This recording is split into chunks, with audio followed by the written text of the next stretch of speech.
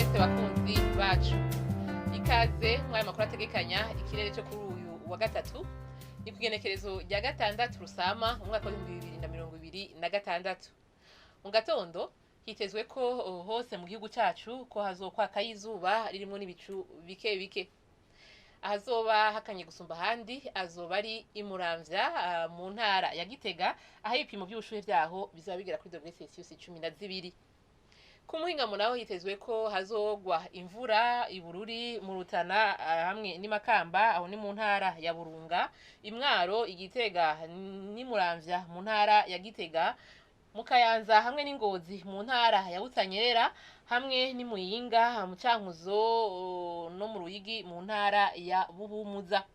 Ahazorangwa ikirere kirimo ibicu vyinshi hazoba ari Ikaruzi mu ntara ya Gitega. Ahazoba hasigaye hazorangwa izuba harimo n'ibicu bike bike.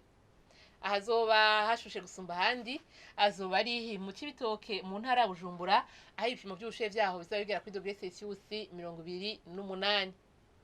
Ejo mu gatondo hatekanijwe yuko izuba rizoseruka igihe cy'isaha 12 zibura ko umunota umwe, zirenge igihe cy'isaha 12 ziburamo iminota 2 z'umugoroba. Nuko rero ni hano amakuru ategekanya ikirere cyo kuri uyu wa gatatu agarukiye. Mwakoze mwese kuyakurikira, naho ubutaha.